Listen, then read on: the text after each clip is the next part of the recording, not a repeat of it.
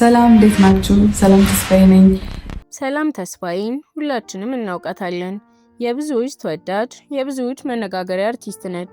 በዛሬው ቆይታችን ሃይማኖቷን ስለቀየረችበት ምክንያት፣ ከ7 ዓመት ትዳርና ፍቺ በኋላ በህይወቷ ውስጥ የገጠማትን ያልተጠበቁ ለውጦችና አሁን በይፋ የወሰነችውን ውሳኔ በዝርዝር እንነግራችኋለን። ሰላም ተስፋዬ ከዚህ በፊት የነበራትን ትዳር በሶሻል ሚዲያ ላይ ማሳየቷ ስህተት ነበር ብላችሁ ታስባላችሁ? ሀሳባችሁን ኮሜንት ላይ አስቀምጡልን። ቪዲዮውን ላይክ፣ ቻናሉን ደግሞ ሰብስክራይብ በማድረግ ጀምሩ።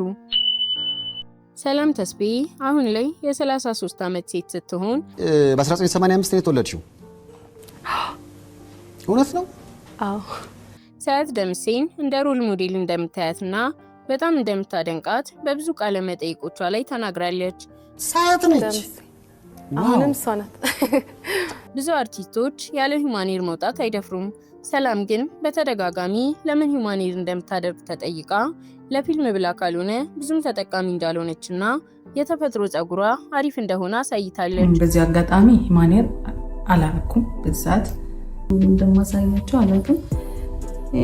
ቆዳዬ የራሴ ጸጉር ነው። ሜካፕ መጠቀም ግን በጣም እንደሚያስደስታትና አስፈላጊ ነው ብላ እንደምታምን ተናግራለች። አንድን ሰው ለ7 ዓመት ማወቅ ከእርሱ ጋር መኖርና በመጨረሻ መለያየት ቀላል አይደለም። ከታዋቂው የሙዚቃ አቀናባሪ ከኪሩቤል ተስፋዬ ወንድም ከአማኑኤል ጋር የነበራቸው ትዳርና ወዳጅነት የብዙዎችን ቀልብ የሳበ ነበር። ከባልሽ የምትወጂለት የሰውነት ክፍሉ? ከሰውነት አይኑ በጣም ያምራል። በሪሌሽንሺፕ 7 ዓመታትን አሳልፈው ነበር። ሲጋቡም ጫጉላቸውን ያደረጉት አሜሪካ ነበር። በ4 ዓመት ቆይታቸውም አንድ ወንድ ልጅ ያፈሩ ሲሆን የአባታቸው ስም ተመሳሳይ ነው። እነሱም ከባልና ሚስትነት አልፈው እህትና ወንድም ነበር የሚመስሉት። ልጃቸውንም በአማኑኤል አምነን ተደረገልን ሲሉ አምነን ብለው ጠርተውታል። ታዋቂ መሆን በራሱ የሚያመጣው ፈተና ብዙ ነውና ትዳራቸው ከ4 ዓመት በላይ መዝለቅ አልቻለም። በአሁኑ ወቅትም ኑሯቸውን እሷ ኢትዮጵያ እሱ ደግሞ አሜሪካ አድርገዋል። በእርግጥ ይህ ሁኔታ አብረው እያሉ የነበረና ምናልባትም አለመግባባታቸው እንዲሰፋ ዋና ምክንያቶች ተብለው ከሚገመቱት ውስጥ አንዱ ነበር። በፊት ላይ ሰላም ተስፋዬ የኢትዮጵያ ኦርቶዶክስ ተዋሕዶ ቤተክርስቲያን አማኝ ነበረች። ሁለት ሃይማኖት ይዞ በአንድ ጣሪያ ስር መኖር አይቻልምና በዚሁ አጋጣሚ ነበር ወደ ፕሮቴስታንት እምነት የተቀላቀለችው። ብዙ ሰዎች የትወና ስራ ያበላል ሲሉ ይደመጣሉ። ሰላምም 6 ሰዓት ከሌሊቱ የሚለውን ፊልም ስትሰራ የተከፈላት ገንዘብ ረብጣ እንደሆነ በገዛ አንደበቷ ተናግራለች። መጨረሻ ስንት ደረስሽ? ፊልም ክፍያ የመጨረሻው ስንት ነበር? የ6 ሰዓት ከሌሊቱ ነው የመጨረሻ እሱ ነው የሰራሽ? 150 ሺህ ብር። እንደዛም ሆኖ ግን የማስታወቂያ ስራ ላይ ካልሆነ የፊልም ስራ ክፍያ ላይ ብዙም እንደማትከራከር ገልጻለች። በቃ በጣም ስለምወደውና ደስ ስለሚለኝ ነው እንጂ ብር እንደዚህ ክፈሉ ምናምን ቢል አልከራከርም። ሚዲያ ላይ ከመውጣት ጋር ተያይዞ አርቲስት የህዝብ ነው የሚለውን አባባል አንዳንዶች በተሳሳተ መንገድ እንደሚጠቀሙት ትገልጻለች።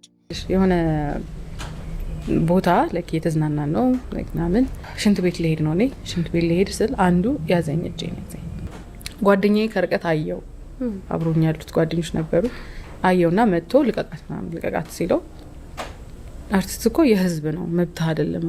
በየትኛውም ዘርፍ የምንሰራውንና ህልም ብለን የምንከተለውን ነገር መውደድ አለብን ስትልም ትደመጣለች። ወደ ህልምሽ የሚወስድሽ መንገድ ስትሄጂ ኦፍ ኮርስ በጣም ብዙ ስትራግል ነው የሚባለው አይደል? ያጋጥምሻል ብዙ ከባባድ ነገሮች እና እሱን ለማለፍ የሚያስችል ፍቅር ከሌለሽ ወይ ደግሞ የሆነ ድረስ ብቻ የሚያስኬድ ከሆነ ለዛ ያለው ለፍቅር ለህልምሽ ያለሽ ፍቅር ያ ብቻ ከሆነ ረጅም ጉዞ መጓዝ አትችይም።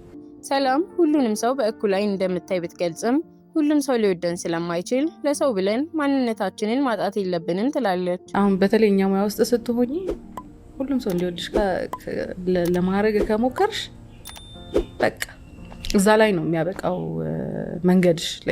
በዚህ ሙያ ውስጥ የምትሄጅበት መንገድ ብዙ ጊዜ ተመልካቾች ፊልምሽን እኛ እያየንልሽ ነው እዚህ የደረስሽው ይሏታል። እሷ ደግሞ እውነታው ሌላ ነው ትላለች። አንቺ የሆነ ነገር እነሱ ላይ ስላደረግሽ ነው የወደዱሽ። ኦፍ ኮርስ ያ አንቺ የሆነ ነገር ስላደረግሽ ነው እነሱ ጋር ተቀባይነት ያገኘሽው። አንዳንዶቹ ደግሞ ታዋቂ ስለሆንን ብቻ ፐርፌክት እንመስላቸዋለን። ሁሌም ልጅ ሆነን የምንቀር እንጂ የምንወፍርና የምናረጅ አይመስላቸውም በማለት ትናገራለች። አንድ ሰው ምን አለኝ፣ ወፍር ያለው ላይክ ኦፍ ኮርስ አራስ ነው ምናምን እና ወፈርሽ አለኝ። አዎ አራስ ሆኜ እኮ ነው ቢሆንም ስታደለሽ እንዴ አለኝ ማለት አልጠበቅኩም። ከዛ ምን እንዳለኝ ታውቂያለሽ? ከወፈርሽ እጠላሻለሁ። እነዚህና መሰል ታዋቂ ሰዎች ላይ የሚሰነዘሩ አስተያየቶች አርቲስቱን ሊጎዱ እንደሚችሉ በመግለጽ ትዝ ለማይላቸው ነገር በኋላ በማያስታውስ ልክ የሚጽፉት ጽሁፍ ግን የሰውን ኮንፊደንስ የሚያጠፋ ነገር ነው። ልክ እንደ ሁሉም ሰው እነሱም የተለያዩ ስሜቶችን እንደሚያስተናግዱም ተናግራለች። በጣም መጠንቀቅ አለብን። ሰው መሆኑ አርቲስት ሰው መሆኑ የታዋቂ ሰው መሆኑ መርሳት የለብንም ብዬ አምናለሁ። በየትኛውም ቦታ ላይ ሰላም አንድ ወጥ ያለ ባህሪ አላት። ይሄም የማንኛውንም ሰው ውሃ አንስቶ መጠጣት ነው። አሁን በተለይ ችግር ነው እንደውም የሰው ውሃ መጠጣት የሰውን ዝም ብዬ ፊት ለፊት ያገኙት ምናምን ነው የምጠጣውና ትዳሯን ከፈታች በኋላ በተደጋጋሚ ከተለያዩ ታዋቂ ሰዎች ጋር ዴት ወጣች ተብሎ ብዙ ወሬዎች ይናፈሳሉ። ብዙ ወንድ ጓደኞች አሉኝ ከብዙዎቹ ጋር አይሚን ሰው የፈለገውን መርጦ ከእንትና ጋር ዴት እያደረገች ነው ከእንትና ጋር ግን ጓደኛ ናት ምናምን ሊል ይችላል። እነዚህ ወሬዎች በሬ ወለደ እንደሆኑ በመናገር ዋናው ነገር እኛ የተባልንበት ቦታ ላይ አለመገኘታችን ነውም ብላለች። ከዚህ በኋላ የሚኖራትን የፍቅር ህይወት ግን በምንም ተአምር እንደከዚህ ቀደሙ ሶሻል ሚዲያ ላይ እንደማታሳይና በድብቅ እንደምታስቀጥለው ገልጻለች። ግን እኔ ኖርማሊ ከዚህ ከትኑ በኋላ ዴት እያደረኩ ከሆነ ዴት የማደርገው ሰው ከሆነ አያዩትም። ለምን? በቃ አርቲስት ሰላም ተስፋዬ ከሴት ጓደኞቿ ጋር ሲገናኙ ጥርሳቸው አይከደንም፣ በትንሽ ነገር ይስቃሉ። በአንድ አጋጣሚ አንድ ሰው በዚህ ጉዳይ ሊመክራቸው ቢሞክርም ተስፋ አስቆርጠው መልሰውታል።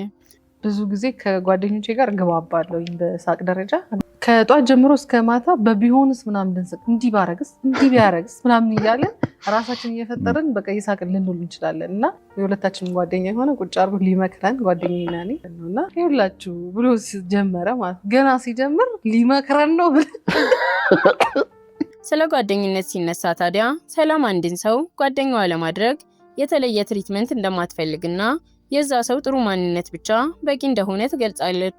ሁሌም ነገሮች እኛ እንደጠበቅናቸው አይሆኑም። ሰላምም እንትና እኮ ይወደኛል ብላ አስባ እውነታው ሌላ ሲሆን ወይም ደግሞ በጠበቀችው ልክ ሳይሆን ሲቀር ያስከፋታል።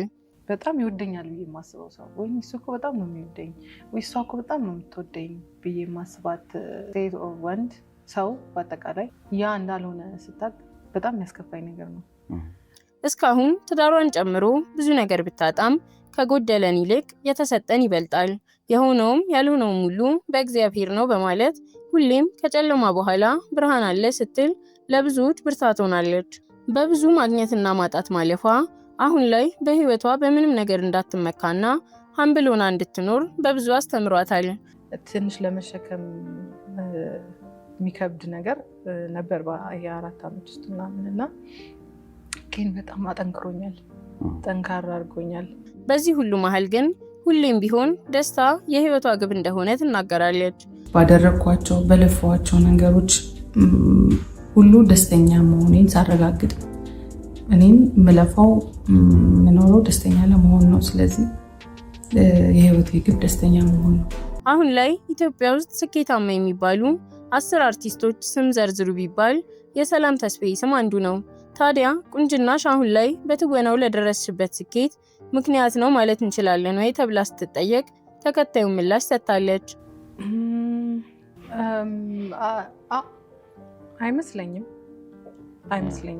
ለእኔ አይመስለኝም። አያይዛም ቁንጅና ማለት ለሷ አይንና አፍንጫ እንዳልሆነም ተናግራለች።